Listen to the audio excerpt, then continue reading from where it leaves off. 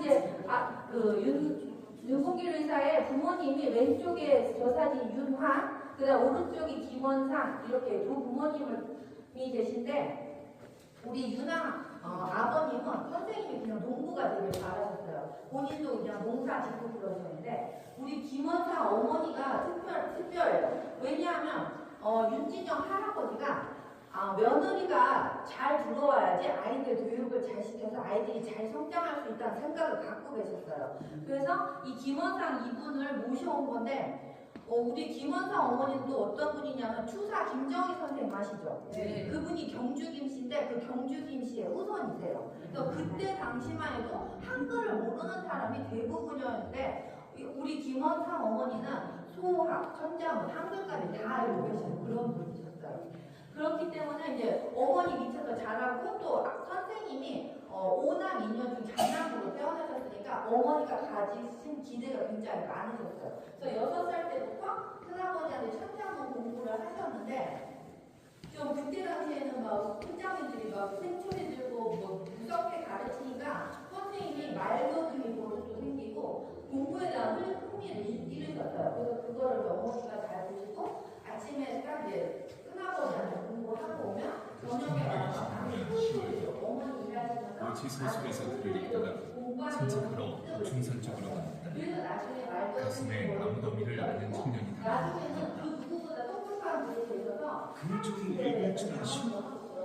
네. 그런 배경을 아래서 자랐기 때문에 어린 시절에는 하나, 그러니까 유교 경전 공부를 많이 해요. 근데 선생님은 유교 경전을 통해서는 선비의 당당함을 배우시고 나중에 이제 그러니까 개벽이나 문화일보 이런 신문이나 잡지를 통해서는 세계사의 흐름 같은 거를 탐색하게 되십니다. 그래서 이제 배용순 여사 짧게 해드릴게요. 배용순 여사랑 결혼하셨는데 선생님이 열어서 굉장히 기대에 부풀어서 가셨어요. 그래서 나 정말 새로운 걸 배울 수 있겠다고 가셨는데 딱 그 독일에 가니까 그 일본 선생님이 이렇게 기계칼을 타고 수업을 하시고 우리 너희 조선인들은 우리 일본이나 발표만도 못하다 이런 민족 말자 그런 교육을 하니까 선생님이 굉장히 회의를 느끼고 계시던 차에 또 사실은 또 일어나요. 그래서 그 순사 경찰들이 우리 국민들을 짓밟는 모습을 보고 나 더 이상 여기서 공부 못하겠다 하면서 1년만 다니시고 그 학교를 나오세요. 그 학교를 나와서 우리 외국 석교 선생님이 운영하시는 우치서숙에서 또 공부를 하세요. 그래서 19살이 될 때까지 거기서 공부하실 때 우리 석교 선생님은 또 어떤 분이냐면 이번에 우리 왕가사님이랑 단종 나오잖아요. 단종의 무기를 위해서 많은 노력을 했던 사육신의 한 명 성상분 아시죠? 그분의 후손이세요. 그래서 이제 선생님이 그러니까 19살 때 졸업을 하면서 아까 매원이란 홀을 선물하셨다고 했잖아요. 그래서 이제 매화의 그 선비로서의 그런 기계와 그 다음에 헌은 그 성사문의 호가 내주헌이거든요. 거기서 헌자를 따서 그러니까 나라의 봉사하는 그런 정신을 본받아라 해가지고 매헌이라고 지어주시는 거예요. 그래서 이제 선생님이 졸업하실 때쯤에 이제 야학을 시작하게 되는 결정적 계기가 된 사건이 있어요. 이게 바로 묘표 사건인데요.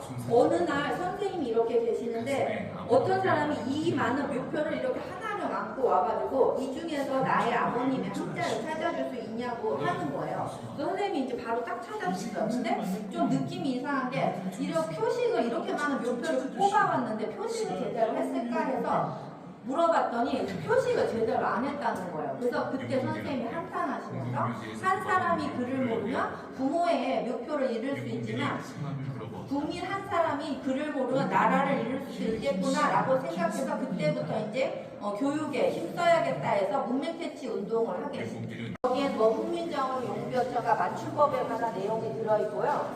제목편에는 조선 청년이 가져야 할 마음의 자세, 그 다음에 일반 상식 같은 게 내용이 담겨있어요. 그래서 3번에는 농민의 악기인 해가지고 선생님은 농민이 기본이 돼서 부흥한 나라를 만들어야 하는 그런 생각을 갖고 계셨기 때문에 여기에는 농민의 그 민족 자주정신을 강조한 내용이 담겨있어요. 그래서 이걸로 이제 야학을 시작하시고 아까 처음에 말씀드렸던 사장지에서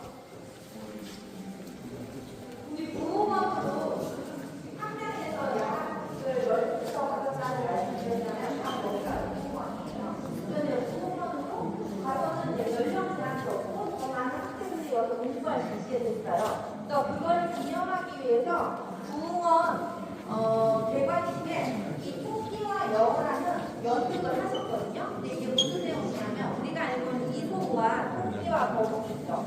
그거를 선생님이 각색하셔서 연극을 만들었는데 내용이 너무 귀여워요. 어느 날 토끼하고 거북이가 빵 한 조각을 가지고 어떻게 나눠 먹어야 되지? 라고 빵을 사가지고 있는데 거기서 여우 한 마리가 막 오더니 물빵을 싹 뺏어가지고 자기 딱 남더니 내가 똑같이 나눠줄게 하면서 이제 토끼 거북이 하나 주고 자기가 먹었어요. 한 입을 딱 먹더니 이 빵이 양이 많네 하면서 그 빵을 뺏어서 또 먹고 이게 더만요 계속 뺏어서 먹은 거야. 그러다가 빵을 혼자서 다 먹어버린 거예요. 그 내용은 선생님은 말씀하지 못했지만 우리 저 불쌍한 토끼와 거북이는 모든 것을 다 뺏긴 순진한 우리나라 민족을 상징하는 거고 갑자기 와서 우리 모든 것을 수탈해간 여우는 일본을 상징한 거거든요. 그러니까 평소에 선생님의 행동을 눈여겨보던 스타들이 와가지고 선생님을 데려다가 좀 시조를 해요. 너 무슨 의도를 갖고 이런 연극을 한 거야? 막 시조를 하지만 속 뜻은 이것이지만 절대 말씀하지 않으셨어요. 그래가지고 이제 선생님이 훈련하셔서 집에 가시는 길에 단순히 그 교육으로만은 내가 독립을 얻을 수 없겠다. 나는 본격적으로 독립운동을 해야겠다라고 결심하게 되는 계기가 됐어요. 그래서 하얀색은 우리 백의민족을 상징하고 무궁화 이 상처는 삼천리 금수강산을 상징하는데 월지는 날마다 달마다 앞으로 전진한다 이런 의미를 갖고 있고요. 세 가지 목표를 갖고 만드신 거예요.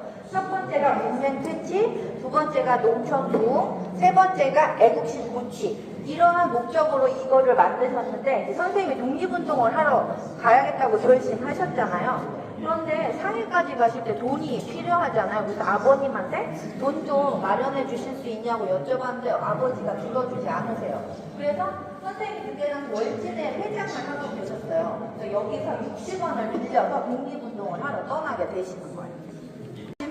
아침을 잘 드시고 부인한테 물 한 잔만 주세요 하고 집안 사람들한테는 독립하러 간다고 말씀을 못 하셨어요. 그래서 그거를 막 소가리를 하시면서 집 주변을 몇 바퀴를 돌고 돌다가 결심을 하고 이제 삭교역으로 떠나시는 거예요. 자유의 6년에 유해 소관하는 거를 색깔로 이렇게 했는데 저는 망명지만 잠깐만 말씀드릴게요. 이제 삭교역 선생님 댁에서 삭교까지 걸어서 한 1시간 45분 걸려요. 그 길을 걸어서 가셔서 학교 서울을 통해서 선천에 가셨는데 선천에서 또 선생님을 수상하게 생각하는 내표도 직원이랑 술다가 선생님을 잡아다가 또 취조를 하는 거예요. 너 뭐하러 신인주에 갔는데? 그래서 선생님이 친척만 하러 간다.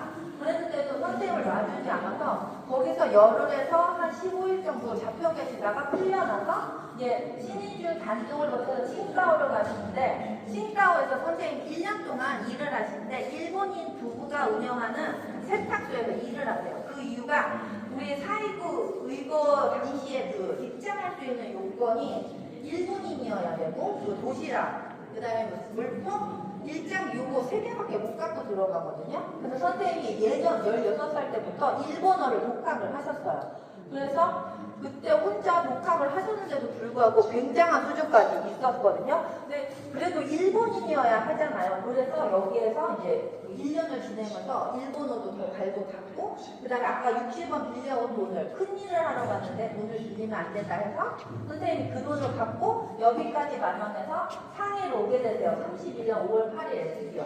그래서 거기서 이제 김구 선생님을 만나서 저는 독립운동에 제 한 몸을 바치고 싶습니다 라고 의사를 밝히시고 이제 두 분이 만나서 4월 26일 날 한일애국단에 선생님이 가입하세요. 저 4.29 이거를 미리 계획하시고 그래서 그때 사진 찍으신 게 이 사진인데 우리 안중근 의사 아시죠? 네. 안중근 의사의 막내 동생이 안공근 그분이거든요. 그분이 찍어주신 사진이에요. 그러니까 물론 김구 선생님도 많은 도움을 주셨지만 그 안공근 그분도 그때 선생님이 상해에 계실 때 많은 도움을 주셨어요. 그래. 네네. 그럼 유서는 그러니까 진짜 친구는 아니고. 네. 그 다음에 일장기 3개밖에 못 갖고 간다고 말씀드렸잖아요. 그러니까 그 해에 시간 하세요. 괜찮아요? 괜찮아요? 네. 그 해에 이봉창 의사의 의거가 있었어요. 이랑을 그 폭탄을 던져서 의거하는 게 있었거든요. 근데 폭탄이 제대로 터지지 않고 그게 실패를 했어요. 그거를 거울 삼아서 선생님네, 그러니까 김구 선생님하고 윤봉길 의사는 폭탄을 더 정교하고 그 폭발력도 강하게 만들어야겠다 하고 전문가한테, 중국인 전문가에게 부탁을 해요. 그래서 만들어진 게 바로 이거고, 도시락은 선생님 자결용이었어요. 그래서 이제 선생님이 의거를 위해서 이 물통 폭탄을 이렇게 이 입구를 따야 되잖아요. 이렇게 열어가지고 이렇게 던져야 되니까 손이 부족하잖아요. 그래서 잠깐 도시락통을 땅에다 내려놓고 딱 의거가 성공하고 빨리 도시락을 딱 집으려고 했는데 주변에 있던 많은 일본인이랑 헌병들이 다가와서 막 선생님을 막 무자비하게 부탁을 해요. 선생님이 잡혀가실 때 얼굴을 알아볼 수 없을 정도로. 막 일본인이어야 돼서 너무 남루한 모습은 안 되기 때문에 김구 선생님이 그때 당시 중국돈 200원을 주시면서 이걸로 필요한 거를 사라 해가지고 그때 이제 양복 한 벌, 그 다음에 트렌치 코트, 그 다음에 이 회중시계를 사세요. 회중시계가 선생님이 사신 거 6원짜리 새 거거든요. 근데 김구 선생님이 갖고 계신 게 바로 이거예요. 2원짜리 옛날 갖고 계시던 회중시계인데 이제 4.19 이거 당일날 이제 선생님 저한테는 지금 1시간밖에 남아있지 않은데 우리 이 회중시계를 교환하는 게 어떻습니까 해서 두 분이 이걸 교환하신 거예요. 이제 선생님은 김구 선생님을 갖고 계시고 김구 선생님은 윤봉길 의사 회중시계를 갖고 계시다 돌아가실 때까지 갖고 계신 거예요. 그러니까 이제 선생님이 돌아가시고 유해 소환하면서 이 이유를 가져와서 이거는 이제 김구 선생님 회중시계를 전시하고 있는 거예요. 그러니까 요거는 영상인데 그냥 이거 보면서 말씀드릴게요. 여기 보시면 이제 선생님이 또 입구에서 딱 들어가시는데 입장권을 모자라고 또 잡는 거예요. 선생님하고 소통을 치면 내가 일본인인데 왜 입장권이 필요하냐고 막 화를 내시고 이 자리에 자리를 잡으신 거예요. 그러다가 이제 2부 기미가요가 끝날 때쯤에 선생님이 3.6m를 전진해서 나오세요. 그래서 여기서 반상으로 폭탄을 던져서 이 7명 중에 2명은 사망하고 5명도 크게 부상을 입는 그런 홍보 의거가 성공하게 되는 거예요. 그래서 선생님은 이제 그 자리에서 체포되셔서 사형 선고를 받으시거든요. 그 다음에 이제 나중에 12월 19일 날 가나자와 육군 작업장에서 선생님이 이제 순국하게 됐는데 그때 당시 선생님을 처형했던 이게 형들이에요. 원래는 이제 가로, 세로, 십자가 모양이었는데 가로 형들을 찾을 수가 없었어요.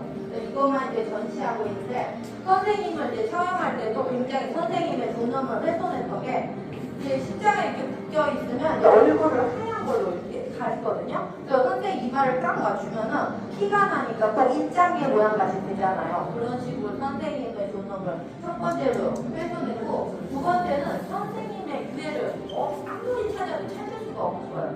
우리 324라고 해서 아까 이봉창 의사, 그다음 우리 윤봉길 의사, 그다음 백정기 의사 이 세 분을 사의사라고 하거든요. 이 세 분을 유해를 찾는데 두 번 금방 찾았어요. 근데 선생님 유해는 3일을 찾아도 못 찾는 거예요. 그래서 이제 이거를 찾게 된 일화가 두 가지가 있는데 하나는 어떤 일본 여승이 그 선생님 그 친구를 알려준다는 소리 있고 또 하나는 당렬 열사 때 49년에 김구 선생님이 부탁해서 선생님 유해를 찾은 거거든요.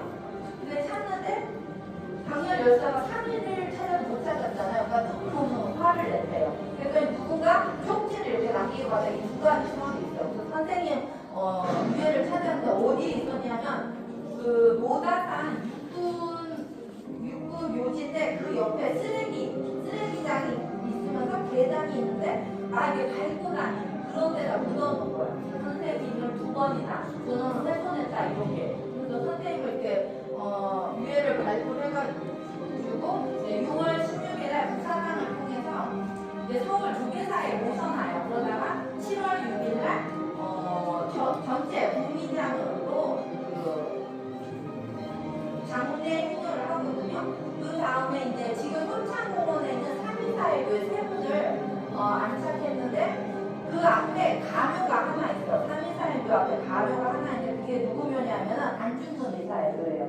왜냐면 안중근 의사 묘는 아직도 못 찾았거든요. 그래서 거기 가묘가 있으니까 만약에 시간 되시면 효창공원도 한번 다녀와서